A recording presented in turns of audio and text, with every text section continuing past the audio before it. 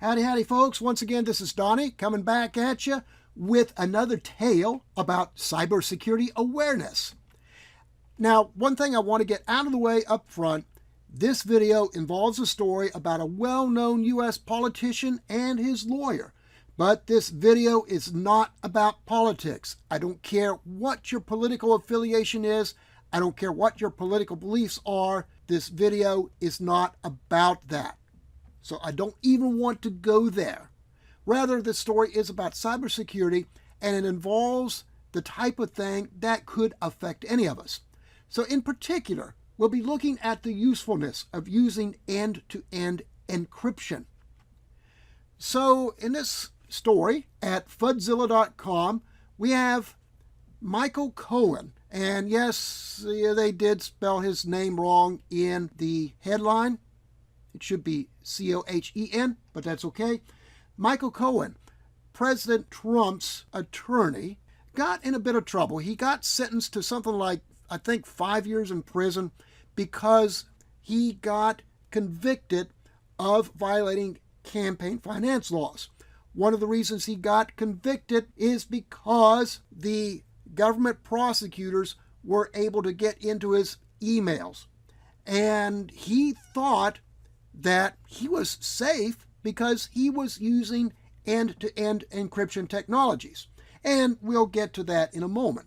But before we do, I'd like to briefly look at encryption technology in general as it applies to email, messaging, and file storage. So, end-to-end encryption is like the holy grail of privacy advocates. What this means is that your message, your email, or your file is encrypted on your local device and is never decrypted until it reaches its intended recipient. So what we strive for on the part of service providers is zero knowledge, which means that the email service, the messenger service, or the file sharing service cannot decrypt your stuff.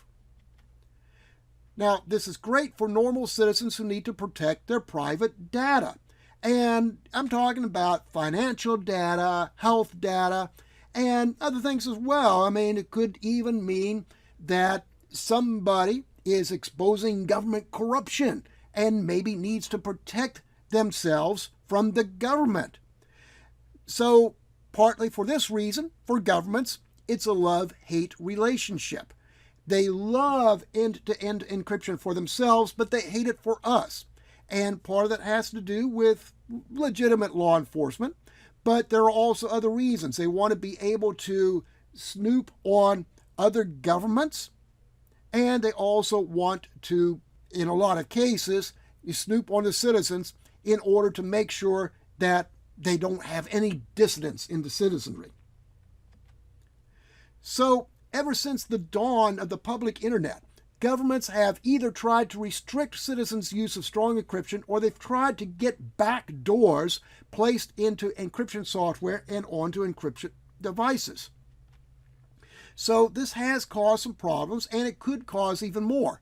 Back in the 90s, the U.S. government mandated that strong encryption could not be used by anybody for internet communications. They mandated that we would be stuck with horribly weak encryption algorithms. And they've since had to abandon that, of course, because it was found out that those old 40-bit encryption algorithms that they wanted us to use were just not strong enough to protect our private data as it got exchanged between banking websites or credit card websites or what have you.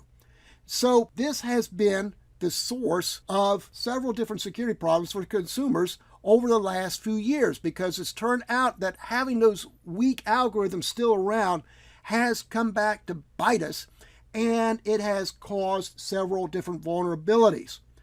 Now, if encryption software or encrypted devices have back doors, bad guys can find them too, and that reduces the security for everybody. So when you open your web browser, Firefox, Internet Explorer, or whatever, when you open your web browser and log into your email service, you're likely going to see HTTPS in the URL. So this means that your email is encrypted in transport, but it is not end-to-end encryption. So if it does get encrypted on the server, your provider can still decrypt it because they have the encryption keys. It's also unencrypted on your local device unless the device is set up with local disk or directory encryption. Now, over the years, we've had a few different supposedly super secure, super private email services come up. One of the pioneers in this field was Hushmail. Now, they've had a rather interesting history, a rather controversial history. When they first started out, they did provide true end-to-end encryption. And what they did, they would have people download this Java-based application onto their computers, and they would use that as the email client. So the email would get encrypted locally on the local machine, and then it would get sent out to the intended recipient. Now, the problem is that the recipient would also have to have that same Java app running on his or her local computer, and they would also have to be subscribers to the email or to the Hushmail service in order to receive your encrypted communications. So it was great in a way, having true end-to-end encryption, but it was not so great when you tried to get other people to install the software and to use their service so that they could benefit, so that they could receive your encrypted messages. And later on, partly because of that, they went to doing end-to-end encryption. Well, not really end-to-end encryption, okay? They would have you just go ahead and log into their service, just a regular webmail service, and they would encrypt the email there on their own servers, and then they would provide a link to the recipient so that they could log into the service as well and retrieve your email. The problem with that, of course, is that they have the encryption keys on their servers. So the Hushmail personnel can decrypt your stuff. And that could be a problem if government agents come knocking, say, hey, we think this guy is a dissident. We think that he disagrees with our government policies, so we need you to hand over this guy's emails. Now, they do make kind of a big deal here about how the data are safely stored in Canada. And they say location matters. The rules that apply to the protection of your data differ from one location to another. Enjoy some peace of mind, safe in the knowledge that your data are stored only in Canada and under the protection of Canadian law. And in general, if you want to protect your stuff, you want to protect your privacy, you really don't want your stuff stored in the United States, okay? Because, the U.S. government is really big on wanting to get into our stuff. Still, though, Hushmail has been the subject of controversy over the years, and if you do some Google searching, I'm sure you can find some stories about how, yes, they have shared private emails with law enforcement. So, that leaves us with other applications like WhatsApp, simple, secure, reliable messaging, supposedly end-to-end security, where you get your stuff encrypted there on your local device and it's encrypted all the way through to the recipient. And Signal, the same way, a free open source app, also supposedly end-to-end encryption all the way from the source to the destination. And Signal has been endorsed by some fairly prominent people in the security world, like Ed Snowden, Bruce Schneier. Hey, hard to get much better credentials than that, right? The same situation exists for file storage. For example, if you use Dropbox, just know that Dropbox does not provide end-to-end encryption either. So when you upload a file to Dropbox, it's encrypted there on the server, but they have the encryption keys. Now, if you go in there and read their documentation, read the description of the service, you're going to see someplace in there about how they say, oh yeah, we have personnel who can access your files, and we have other personnel who can access your encryption keys, but we don't let those two groups of people get together. So nobody can really decrypt your stuff. Well, they can decrypt the stuff because, again, government agents come knocking. They can provide the keys. They can get those people together and provide the keys and decrypt the stuff and turn that over to government agents. Spider Oak, on the other hand, is true end-to-end encryption. Zero knowledge. And so when you put a file in a Spider Oak directory and make it available for upload to the Spider Oak services or to the Spider Oak servers, it is encrypted on your local machine. And the Spider Oak people do not even have your encryption keys. The encryption keys are on your local device. If you lose those encryption keys, you're out of luck because you're not getting your stuff back. So back to our story, back to Michael Cohen, the former lawyer for President Trump. So the case against former Trump lawyer Michael Cohen has brought up the issue of encrypted communications and the false sense of security that they provide.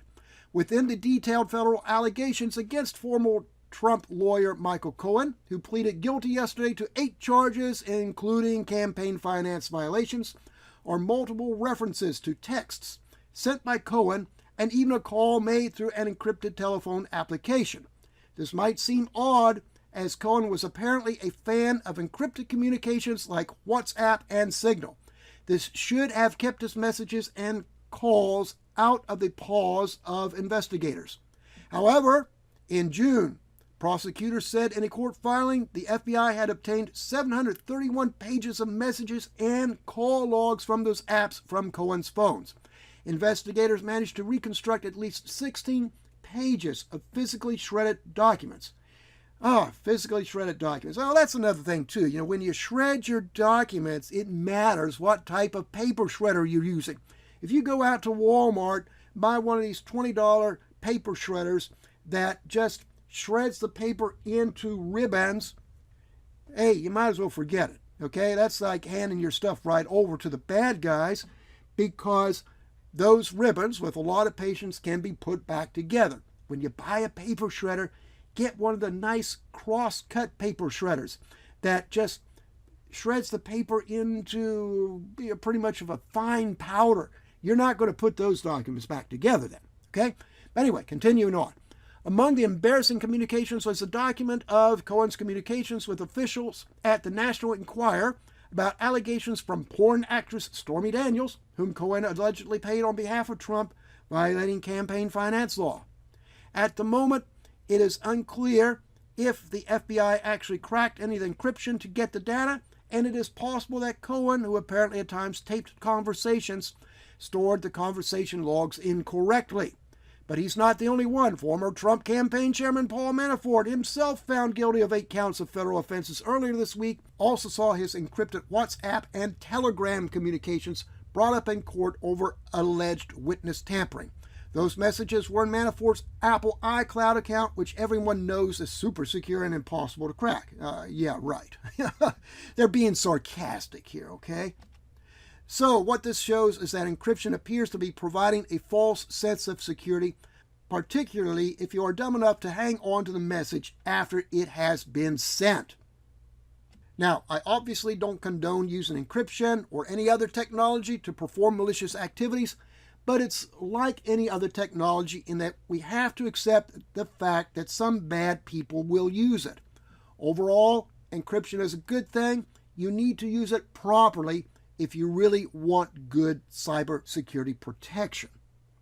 So anyway, I think that's pretty much it for now. I do thank you for watching. If you like the videos, be sure to like and subscribe. We'll catch you next time.